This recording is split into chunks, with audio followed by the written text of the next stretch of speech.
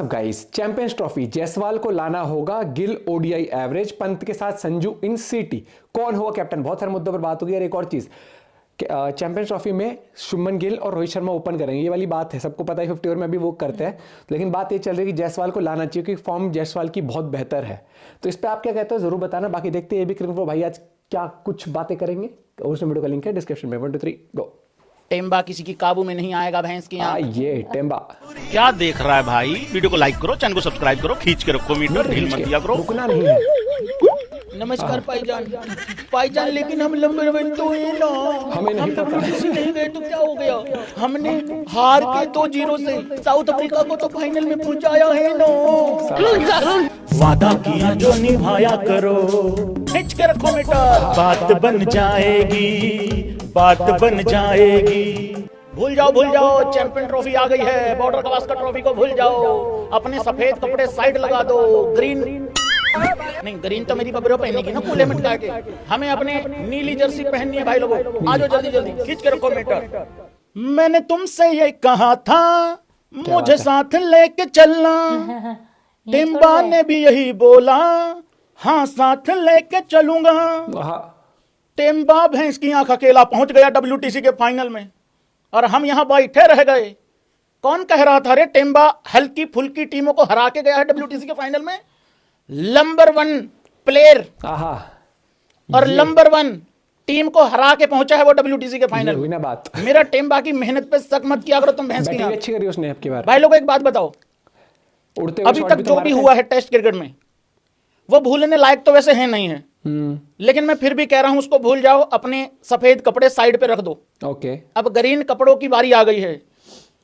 लेकिन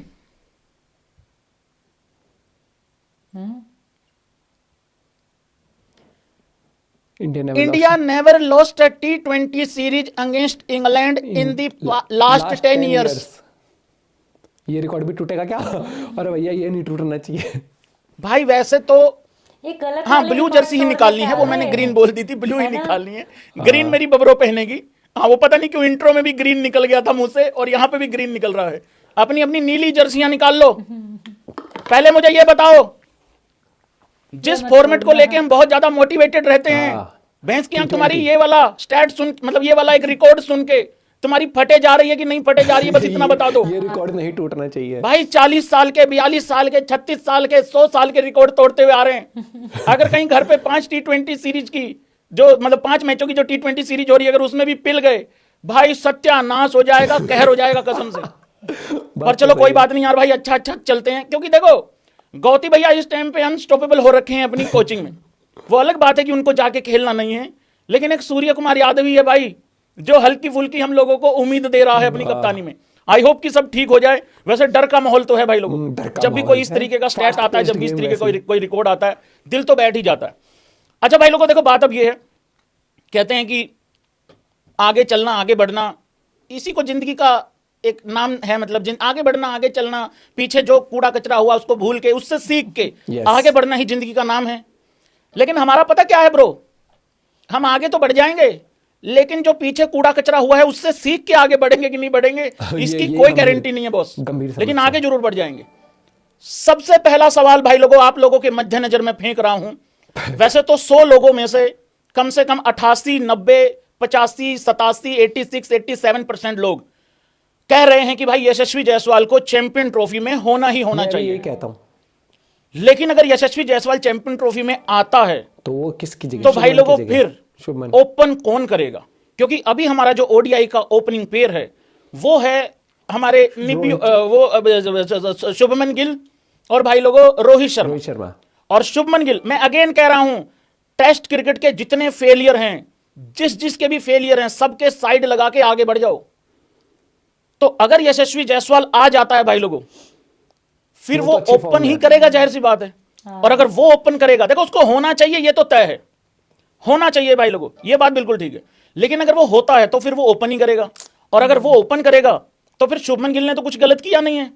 और अगर शुभमन गिल को नंबर 3 पे करोगे तो भाई लोगों विराट कोहली नंबर 3 क्यों छोड़ेगा अपना? और नंबर 3 आपको पता ही है हल्का नहीं चाहिए, नंबर 3 बहुत ज्यादा स्ट्रॉन्ग चाहिए है, करेक्टर से भी स्ट्रॉन्ग चाहिए है। शुभमन गिल की एवरेज भी बताऊंगा कि क्या चल रही है उसकी। और रोहित शर्मा तो ओपनिंग कर ही रहा है। या फिर कुछ ऐसा हो सकता है कि रोहित शर्मा को नीचे ले आओ भैंस की आंख, क्योंकि भाई ने अभी, मुझे नहीं लग रहा ना ना ना ना ना ना, यहां कोई पंगा नहीं लेगा वो, जो उसने पंगा बीजीटी में लिया है ओपनिंग छोड़ने का। यानी मैं तो कह रहा हूं, मेरा भाई घर में भी कभी कोई भी काम करना होगा ना, कुछ भी, उसमें भी ओपनिंग ही करेगा भाई, उसमें भी नंबर 2 नंबर 3 नहीं रहने वाला है। सो भाई लोगों, ये है कहानी। अब इसको देखते हैं। अच्छा, शुभमन गिल का एवरेज क्या चल रहा है अभी, ये देख लेते हैं पहले, सबसे पहले, ठीक है? क्योंकि मुझे मालूम है अगर तुम्हें कोई बाहर करने को मैं बोलूंगा ना, तुम लोग भैंस की यही बोलोगे कि शुभमन गिल को ही बाहर कर दो। एक तो उसकी इमेज ऐसी बन चुकी है, मुझे बड़ी मेहनत करनी पड़ेगी उसकी जो रेपुटेशन खराब हुई है टेस्ट क्रिकेट में, उसको दोबारा से सुधारने की। मैं यहां इतना जोर लगा के बैठा हुआ हूं, लेकिन तुम समझते नहीं हो यार भाई। भाई आप लोग मानते हो कि वो वनडे में तो बहुत अच्छा प्लेयर है, हम तो मानते हैं। कम ऑन यार भाई, यार अब टेस्ट का फेलियर यहां मत लेके आना प्लीज यार भाई। भाई लोगों, शुभमन गिल ने ओडीआई में अभी तक 47 मैचेस खेले हैं, ओडीआईज के 47 मैचेस खेले हैं, जिसमें से 47 ही पारियां खेली हैं। 2328 रन बनाए हैं, 2328 रन बनाए हैं। हाईएस्ट स्कोर जो है वो 208 का है, दोहरा सैकड़ा भी है नाम। 600 हैं, 6 शतक हैं, 13 50s हैं, 13 अर्धशतक हैं।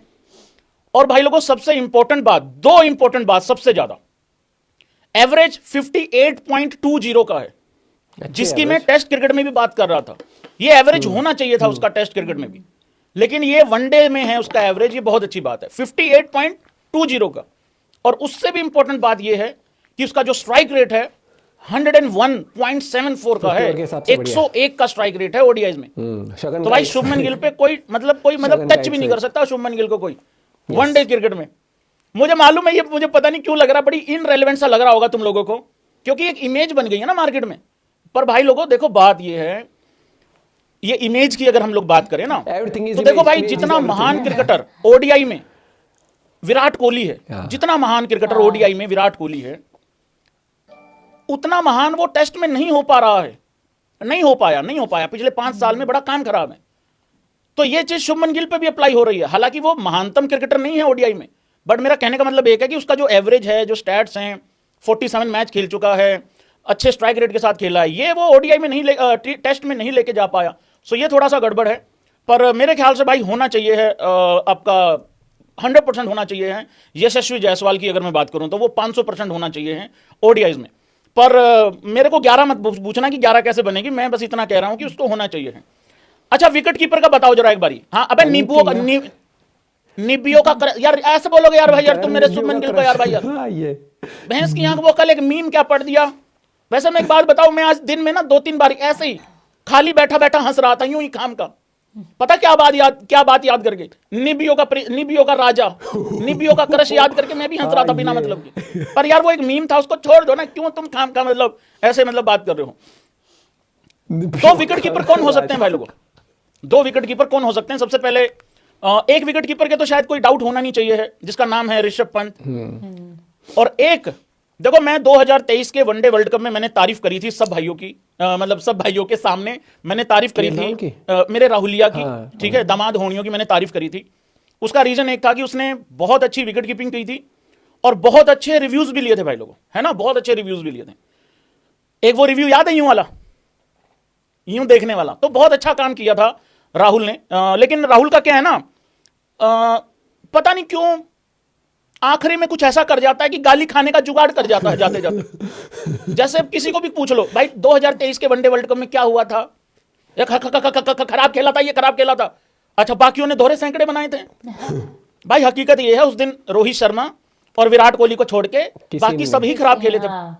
पॉइंट है, उस दिन वो दिन ही नहीं था। और हमें क्या होता है, हमें रिसेंट पारियां या फिर जो नेगेटिव होता है वो ज्यादा याद रहता है हमेशा।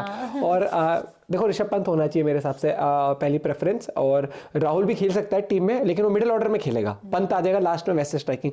पता नहीं यार कि मैं जब से पंत को देखता हूँ ना, मुझे लगता है पंत को ओपनर होना चाहिए। वो पंत में ना वो सहवाग वाली बात है कि वो ओपन आके ताबड़तोड़ बैटिंग करने वाली। पता नहीं ये टीम मैनेजमेंट ने कभी सोचा, इस बारे में नहीं सोचा। लेकिन अगर वो उसको एज एन ओपनर ग्रूम करते T20 और 50 ओवर के, तो वो बंदा अलग ही होता। T20 में मुझे लगता है कि उसका करियर इतना अच्छा नहीं है, क्योंकि उसको एज एन ओपनर नहीं खिलाया गया।